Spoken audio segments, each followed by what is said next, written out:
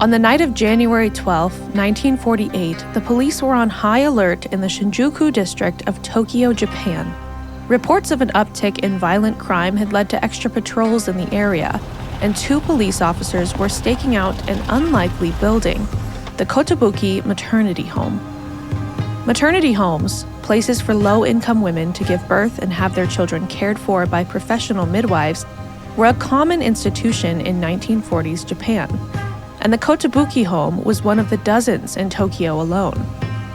It had been established during the Second World War and was owned and operated by a married couple, a retired police constable named Takeshi Ishikawa and his wife Miyuki, a respected local leader in the field of midwifery.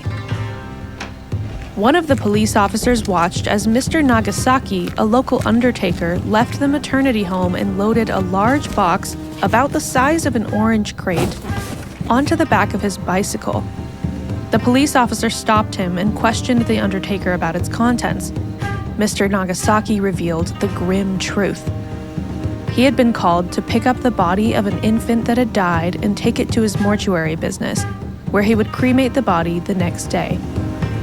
The baby was wrapped in a knit shirt and diaper. Upon further questioning, Nagasaki admitted that this was the 5th deceased baby he had picked up from the maternity home that day. The officer was understandably suspicious. One infant's death was a tragedy. 5 in one day seemed unusual. Upon further questioning, Mr. Nagasaki admitted that he had removed the bodies of 20 other children from the home since August of that previous year. Nagasaki provided legitimate death certificates for each of the 5 children from that day, so the officer could not legally detain him. He let Nagasaki go. Feeling that something was off, the police officer returned to headquarters and reported the incident to the chief of police of Waseda Station, Isamu Ide. Chief Ide ordered him to conduct an investigation of the neighborhood that surrounded the maternity home to learn more about its inner workings and reputation.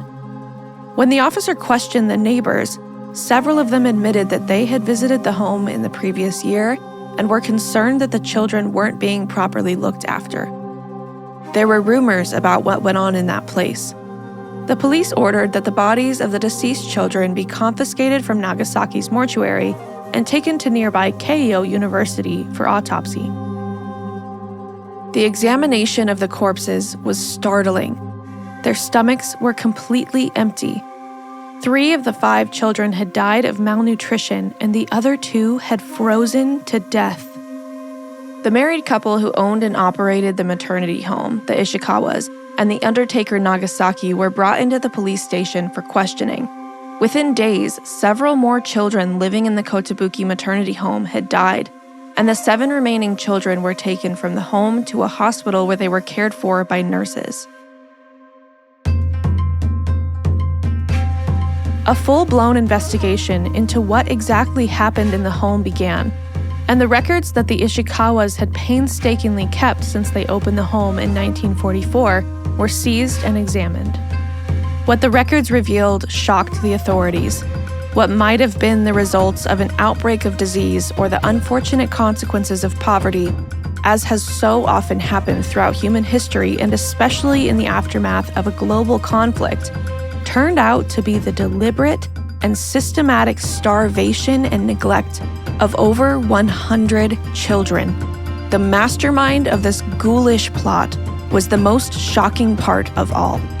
The children's deaths and the subsequent cover-ups had been orchestrated by a highly educated and respected professional trained to take care of mothers and children, Miyuki Ishikawa, the director of the Kotobuki maternity home, and now known to true crime aficionados by the nickname the Demon Midwife.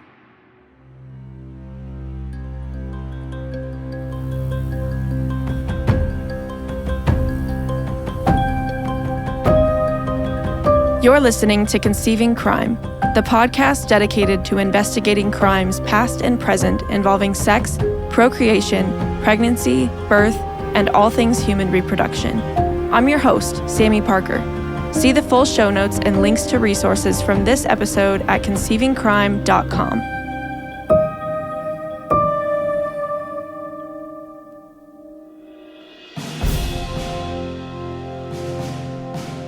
At the time of the Ishikawa's arrest in early 1948, Japan had been under the U.S. military occupation for over 2 years. Since its unconditional surrender to the Allied powers in August 1945, the Supreme Commander of the Allied powers, General Douglas MacArthur, had been charged with the rebuilding of Japan. MacArthur's role included the demilitarization of Japan and a massive bureaucratic overhaul of the country. The term SCAP, or SCAP, was also used to refer to the governmental apparatus under MacArthur, who worked with the local authorities to maintain order across all sectors of society. Since at the time SCAP was still present and involved with internal affairs, American SCAP personnel were involved with the investigation of the Kotobuki maternity home incident, and thus we have contemporary English language documentation about the case from 1948 and 1949.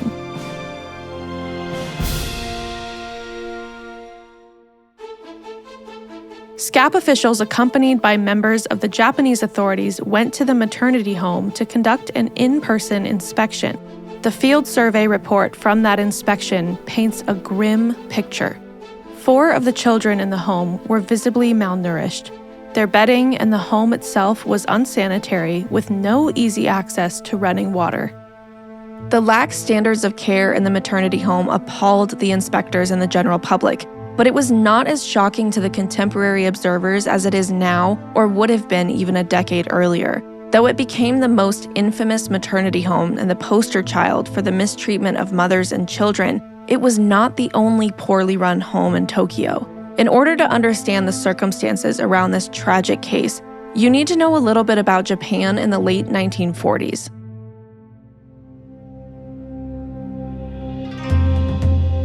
The Second World War left Japan devastated and economically shattered. The United States, principally in charge of rebuilding efforts, had a particular interest in creating a free market, thriving Japanese economy, in part to prevent the growth of domestic communism. There were widespread food shortages and rationing, which began during the war and continued after.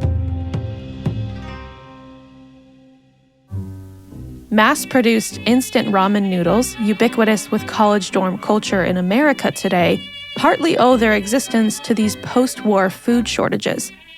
The Taiwanese-born Japanese immigrant Endo Momofuku, the founder of Nissin Foods, was inspired to create the high-calorie and cheap meal by the hunger and deprivation he had seen in the late 1940s Japan. People would wait in lines for hours for their daily allotted rations of food, at one point amounting to only 1,040 calories. Global food shortages in 1945 and 46 further exacerbated the problem. A widespread black market rose in response to food rationing, as profit could be made by hoarding rare commodities and selling them at outrageous marked-up prices. While this was going on, the population was skyrocketing. Like the United States, Japan went through a massive post-war baby boom. From 1947 to 1949, Japan recorded around 2.7 million births annually, with a fertility rate exceeding 4.3, a peak in recorded history. This extraordinary baby boom has been attributed to a surge in marriages that had been delayed by the war, though some scholars speculate the loss of the Second World War had led to mass demoralization, the consequence of which was less interest or commitment to family planning, whether by artificial birth control or natural methods. Whatever the reason, it was indisputable that millions of children were born to a country struggling to house, clothe, and feed its existing population, never mind the next generation. The ostensible reason that Miyuki Ishikawa and her husband had opened the Kotobuki maternity home in 1944 was to help impoverished women birth and care for their children. The children born at the hospital were usually illegitimate, their mothers prostitutes, female servants, war widows, or women who did not have the means to take care of their children. In a desire to promote human capital and to prevent infanticide, the Japanese government had authorized maternity homes run by midwives to take in the mothers of illegitimate children, care for them through birth, and then find these unwanted and stigmatized children parents willing to adopt them. In dense urban areas like Tokyo, there were dozens of homes dotted across the city. Regulatory laws existed to keep track of children born in such maternity homes, but that didn't mean they were followed rigorously. Even with the limited resources and heavy rationing, the condition of the home shocked the investigators. The meticulous records that the authorities inspected of the Kotobuki maternity home showed a curious pattern. In 1944, the year it was established, the home had admitted 14 to 15 children. In 1945 and 46, it had between 30 and 40 children per year. But in 1947, over 100 children were admitted. The reason for this dramatic increase was apparently because the Ishikawas had begun advertising their business in several newspapers. The advertisement asked for children between 1 and 3 years of age. According to the home's own records, no more than 10 or 12 of the children who had lived there in 1947 had actually been born in the house itself. The majority of the 1947 children were illegitimate and had been brought to the home by their mothers at a few weeks or months old. The mothers paid between 5,000 and 6,000 yen to the Ishikawas to take their children. They relinquished all rights to the children, and the Ishikawas would theoretically find homes for these babies so they could be adopted out. According to reports made the week of the Ishikawa's arrest, the couple initially claimed that the reason the 5 children in their care in January of 1948 had died was that the couple had started to receive powdered milk rations that month that they didn't know how to properly prepare. They claimed that the children had died from dysentery, but even if that was true, it wouldn't explain the autopsy's findings. And it certainly wouldn't explain the 85 other children who had died in the care of the Ishikawas in 1947, most within the first month of their arrival. The vast majority of the children who had come through the home hadn't lived long enough for the adoptions the Ishikawas were supposed to be facilitating. It also didn't explain another detail of the investigation that completely refuted the narrative that the children's malnutrition was an unfortunate byproduct of the post-war deprivation across the country. Large stocks of hoarded food that were found on the premises. The police seized 18 pounds of powdered milk, 12 pounds of sugar, and 42 pounds of rice from the house. Within days of the initial encounter between the officer and Nagasaki the undertaker, the motive was clear. The children were being starved to death to line the pockets of Miyuki and Takeshi Ishikawa. The police, according to contemporary records, considered the maternity home label a front for what was actually a child adoption agency, but with a sinister twist, designed to turn what should have been a charitable venture into a money-making operation. The police calculated that throughout 1947, between the amount they charged each mother and what they had to pay in undertaker fees and expenses made on behalf of the children, the Ishikawas made 500,000 yen gross profit from the Kotobuki maternity home. As a maternity home, they were also entitled to government-issued rations meant for their dependent charges. The Ishikawas had sold the powdered milk on the black market instead of giving it to the children. Even the rations of sake given by the government when a child died, meant to be used in Buddhist funeral rites, were sold on the black market, though Mr. Ishikawa bragged at a pharmacy near the home that he would save one of the 2 bottles they received when each child died for himself. Though he denied his complicity in the murders, in police interrogations, Mr. Ishikawa admitted that the business wouldn't have functioned if one of their foster children could not be disposed of within a few months. Specifically, that their business, quote, wouldn't prosper if the children grew healthy. An investigation of Mr. Nagasaki's funeral home found the cremated remains of between 30 and 40 children. The initial findings of the authorities were staggering.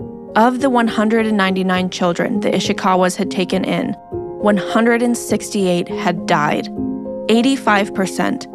Later reporting lowered the number to around 100 children, and the most conservative estimates of the prosecutors in the case landed at 85. Less than a week after the initial encounter between the undertaker and police officer, the story broke to the general public. The immediate response, as reported in the Asahi Shimbun paper on January 17th, was heartbreaking. Here's an excerpt from the paper. On the 16th, when the news of the adopted baby murder was reported, shocked mothers who had left their children at the Kotobuki Maternity Hospital, and the police rushed to the hospital. A woman, 27 years old, who runs a coffee shop in Yokohama's Kohoku ward, came to Kotobuki Maternity Hospital and went up to the second floor. In a 3-tatami room with torn paper doors and no fire, 8 heads were lined up on a bamboo bed. The third from the left was the baby she had left there on the 11th. She burst out crying and hugged him. She tried to breastfeed him, but he wouldn't drink. The woman cried even more furiously, saying that he had forgotten how to drink, and stroked the baby's swollen head. She was shocked to hear that the baby sleeping on the far right with the gauze wrapped around its mouth was the body of a baby who had died on the 15th. She returned to Yokohama saying, "I can't leave him here for even a moment. I was abandoned by my husband and could not return to my parents. So I found out about this maternity hospital through a newspaper ad and paid the 6,000 yen deposit fee to have my baby disposed of."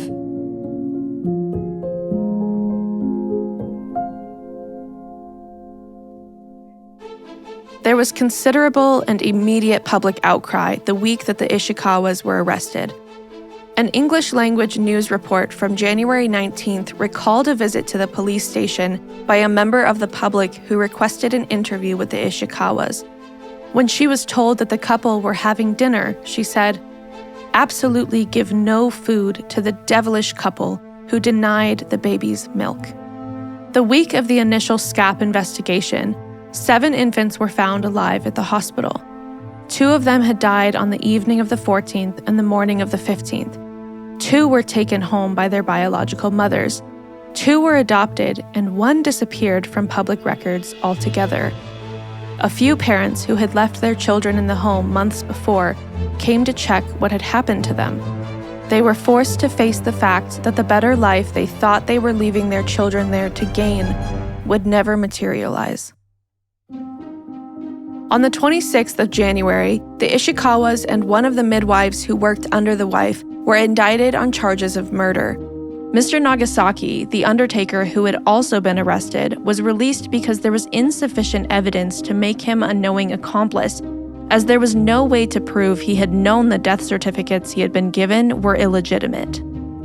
Miyuki attempted to justify and excuse herself by placing the blame and culpability on the parents who left their children with her, claiming that the children she received into her care were already sick and malnourished, and that she fed them to the best of her abilities.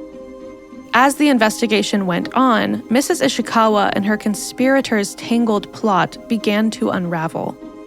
This case led to the obvious question: how could they have gotten away with this sinister money-making scheme for so long? Who was working with them? And who, if anyone, suspected the truth? Miyuki Ishikawa was an unlikely candidate for the title serial killer. Born in 1897 in a village in the Miyazaki prefecture, she moved to Tokyo at age 18 after graduating from a local vocational school. She then went on to take a midwifery course at Tokyo University and upon graduating became a certified midwife. Miyuki was highly educated for a Japanese woman of her time and had come from an upper-class background. At the time of her arrest, she had been working in and running maternity hospitals for over 30 years and had even run, unsuccessfully, for public office. She and her husband weren't able to have biological children because Miyuki had had a hysterectomy, so they adopted 3 children, while Miyuki also helped raise her husband's children from his first marriage. Takeshi was from the Ibaraki prefecture, was 3 years older than his wife, and had been a sergeant in the military secret police, as well as a regular police officer. At the time of their arrest, he had no full-time regular employment and assisted his wife in her business. The investigation revealed the Ishikawas had a criminal ring working for them, starting with the funeral director who had first aroused suspicion. In exchange for quietly disposing of the children's bodies, the undertaker, Mr. Nagasaki, had been paid 500 yen per infant corpse. In addition to the remains found at his house, further investigation revealed that an accomplice undertaker had disposed of a further 40 infant bodies on behalf of the couple. A bone urn containing the remains of a child was found hidden in a kerosene can at the Ishikawa's home. The police believed it to be the child of a well-known public figure that the couple had hidden in some rice when they knew the house was going to be searched. And who provided Nagasaki with the supposedly legitimate death certificates? On January 18th, a medical doctor named Shiro Nakayama was arrested in connection with the children's deaths. The Ishikawas employed the 60-year-old Dr. Nakayama, who would prepare death certificates for the Ishikawas without examining the body of the child and lying about the cause to mask their crimes from the authorities. Dr. Nakayama was paid 500 yen per corpse and had falsified at least 60 death certificates at the time of his arrest. The children in the home fell into two categories: registered and unregistered. Registered children had been legally declared a member of their respective families at birth. Unregistered children, who were usually born to unmarried couples, had not. Because of the lack of a paper trail, unregistered children were easier for prospective parents to adopt, but it was more difficult to obtain death certificates or government rations for them. The Ishikawas would frequently lie about the children's statuses to maximize profits. They would falsely claim a registered child was unregistered when adopting them out, and later use the same child's name to obtain a death certificate when one of the unregistered babies died. Conversely, when a registered child died, they would report the death as unregistered and continue to collect rations for the dead child, embezzling government food stores, in other words. The investigators even found proof that the couple were reselling diapers and baby supplies on the black market that the parents had sent for their children's use. The Ishikawas had turned what should have been a public service for the most vulnerable in society into an efficient and organized criminal venture. At the time of her arrest, Miyuki Ishikawa, a citizen of one of the most economically depressed post-war societies, had a telephone in her house, an extreme luxury item at the time, had purchased land in both Tokyo and the Ibaraki prefecture, and was in the process of purchasing an expensive car. And what of the midwives who worked at the maternity home under Ishikawa's supervision? In the end, only one was arrested as an accomplice to Miyuki's crimes. She was identified at the trial as midwife assistant K and had worked with Ishikawa for a year before her arrest. Midwife assistant K had wanted to study under Miyuki because of her great reputation in the field, but she could only stand working at the Kotobuki maternity home for a year before she begged to return to her home in the country. She and the dozen or so other assistant midwives who worked under Mrs. Ishikawa saw firsthand the deterioration in care for the children as intake, boosted significantly by the advertisements, increased and adoption placement decreased. Children were reportedly given half rations of milk, were not bathed or changed, and were only taken to the doctor when they were about to die. The children who didn't starve froze to death. Many of the on-call midwives in the neighborhood who were employed in the facility did request more food, warming measures, and staff, and were told by Miyuki that they should simply do as they were told. Many resigned in protest. One woman who had worked at the home told the newspaper that she and the other employees were told to give, quote, just 2 spoonfuls of powdered milk, 3 spoonfuls of sugar, and water 6 times a day. This is half the amount a normal child should receive. Of the children who didn't die, a small number were readopted by their biological parents. The rest were adopted by parents who responded to the newspaper advertisements. The savvy Miyuki was able to maximize the profits even in this end of the business, collecting 400 to 500 yen per child from the adoptive parents, in addition to the money she'd already received from their birth mothers. A woman who adopted a baby girl from the hospital recalled her experience with the mercenary Miyuki in a newspaper interview the week of her arrest. "When I said I wanted a girl, the midwife showed me 2 babies and said, 'This one's 300 yen, but this one's good looking, so I'll take 500 yen.' She acted like she was selling items in a shop." There was a backlash against the authorities for letting these crimes go on for so long. The Asahi Shimbun newspaper criticized the case, saying, "Even before the incident was discovered, rumors of something unusual had been circulating around Kotobuki Hospital, and an extraordinary number of death reports had been filed, but the police and government offices did not take any action." One of the local police precincts even admitted that they had been warned by people in the neighborhood the summer before that the maternity didn't bathe the children and left them naked and unprotected from mosquitoes. The home itself had pointed to their own expensive advertisements as proof of the unlikelihood of these claims. The police and the mayor both tried to downplay their culpability, claiming that they had not had the authority to investigate as freely as they wanted because of the American occupation. Whether criticisms of their inaction were fair or not, in the court of public opinion, the government and the society as a whole that had let this happen were judged harshly. The ramifications of this care on public policy around childcare, support of birth control, and ultimately abortion are still felt in Japan today.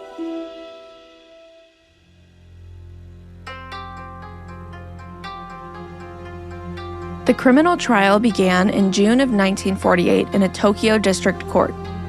Mrs. Ishikawa pleaded not guilty to the murder charge, admitting only that she had insufficiently supervised the midwives under her. The truth was that the neglect and abuse of children had been done by her express orders and had been protested by her employees. Even some of the mothers had run away from the home when they saw the shocking treatment of children. The Demon Midwife was apparently a nickname Miyuki had garnered even before the extent of her crimes became public knowledge.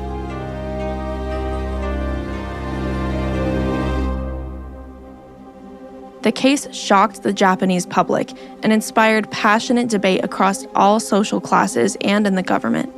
In an impassioned speech given on the floor of the Japanese National Diet in early February 1948, Michiko Yamazaki, a member of the Japanese Socialist Party, decried the rise of organized crime and the lack of government oversight that had led to the Kotobuki maternity home incident. The Kotobuki Maternity Hospital is just the tip of the iceberg that has appeared between the waves. Politics should have ears that listen to the voices of the voiceless. Social facilities such as maternity hospitals, nursing homes, nursing schools, mother-child dormitories, and nurturing centers should be established by public institutions as soon as possible. And the weakest people should be saved as soon as possible through the administration of laws with love and tears.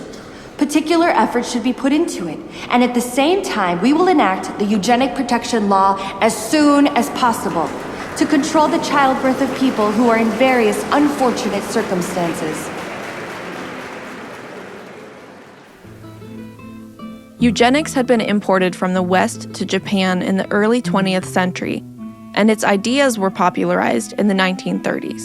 The eugenic protection law that Michiko spoke of as so critical to controlling childbirth allowed authorities to forcibly sterilize people with disabilities, including those with mental disorders, hereditary diseases, or physical deformities and leprosy. It also allowed forced abortions if either parent had those conditions. In July of 1948, the law was amended to legalize abortion in Japan for the health of the mother. A year later, it would be amended to include abortion for economic reasons, effectively decriminalizing the practice, though the crime of abortion remained in the penal code.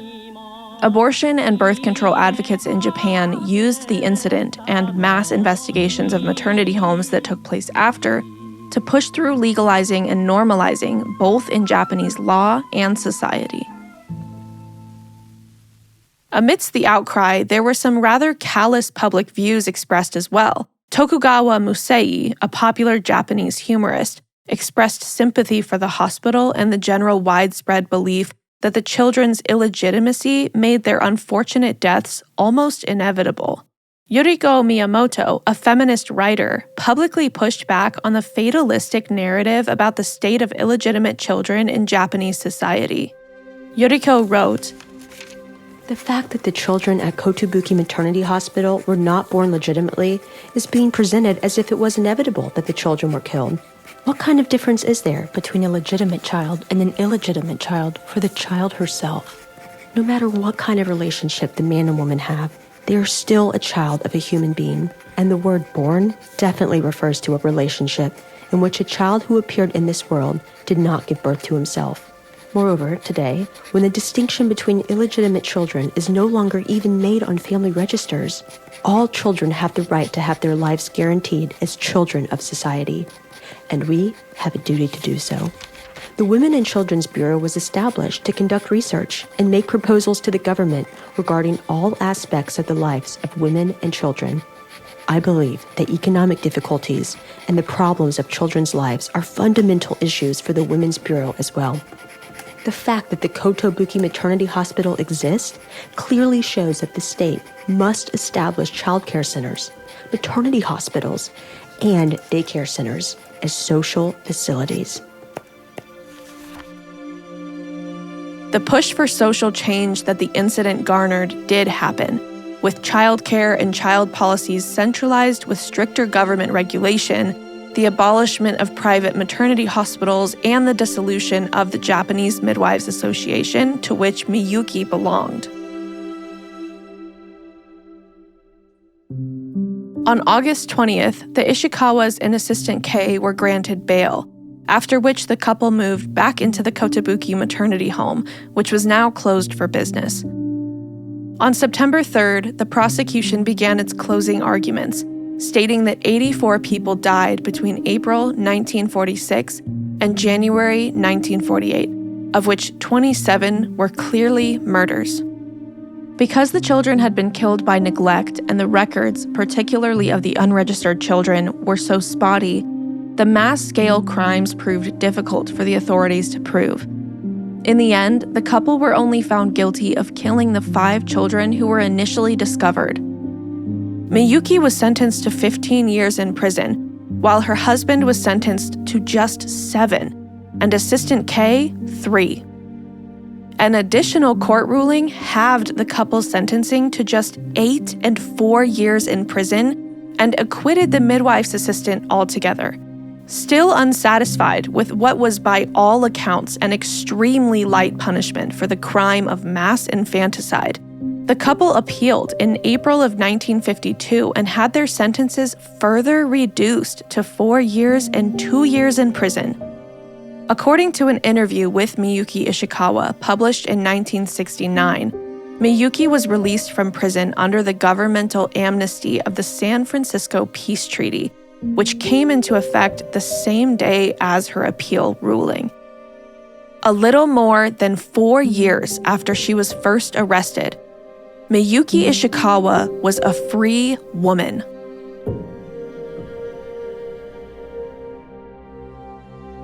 The exact number of the Ishikawa victims is unknown, but the police estimates put it somewhere between 103 and 169 babies. Only 30 of the mothers came forward after the initial arrests. It's believed that many of the parents of the unregistered, illegitimate children placed in the home were too ashamed to admit that they had given their children to her, so the exact number of children who were killed remains a mystery. Given the rumors and innuendo surrounding the Ishikawa's business, and the fact that investigation of maternity homes proved this was not an isolated incident, it's possible some of the parents left their children in Miyuki Ishikawa's care, knowing full well what would happen to them. 21 years after the incident, Miyuki Ishikawa, now a free and successful real estate and sales mogul, was happy to lay the blame at the feet of the parents who had left their children in her care. In a newspaper interview in 1969, she defended her actions, claiming that the real fault lay with the parents who handed their children over to her. I never killed the children. Killing would mean strangling the child myself or putting my hands on the child. I would never do such a thing. The children certainly died, but I fed them as much as possible. I had the children examined by a doctor, but the children still died. It wasn't just in our maternity hospital that infants died. They died because they didn't have anything to eat at that house or this house or in any of the houses. And not only that, they were children who were left in our care as if they were abandoned. Not a single parent came to the maternity hospital to check on their child. And then, after it became an incident, they said, "My child was treated so badly. I gave birth to a bastard child, and I had no choice but to abandon her." Who is worse? Think about it. Miyuki Ishikawa died in the late 1980s, a wealthy woman who had only occasionally expressed remorse for her actions, usually when it suited her to do so. The legacy she left goes beyond the children who died in her care. The incident marked a serious turning point in Japanese law, the legalization of abortion for economic reasons, the effective decriminalization of the practice. People believed that in order to prevent unwanted children, the children from a stigmatized class that Ishikawa got away with killing because of their marginalized place in society, mothers should instead be permitted to have abortions. The logic was that mothers should not be put in the position of having to give their children to people like Miyuki Ishikawa. But was that the correct moral conclusion to draw from her crimes? How many children were killed before they were born as a result of this policy? And who was truly punished?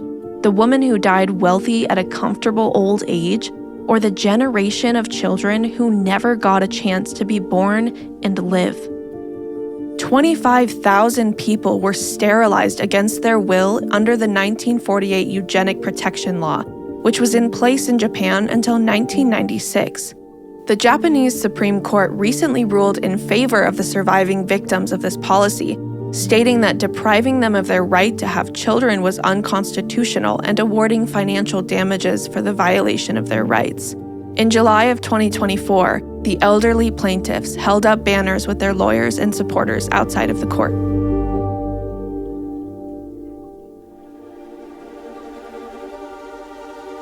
Though their suffering was very different from that of those parents who left their children with the Demon Midwife, the scenarios raise the same bioethical and philosophical questions about family and meaning in a world where suffering is a reality for all people, but is especially horrifying for children.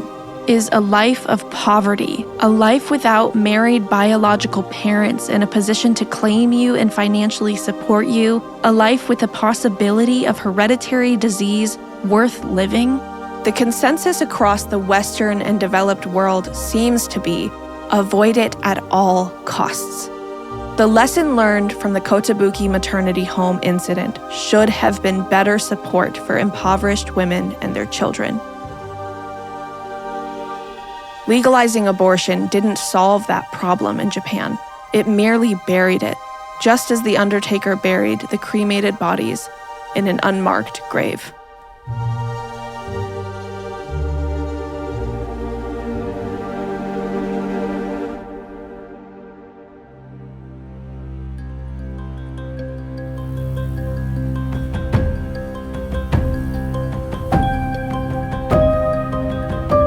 Thanks for listening to Conceiving Crime. If you liked this episode, be sure to leave us a 5-star review on Apple Podcasts, Spotify, or wherever you get your podcasts.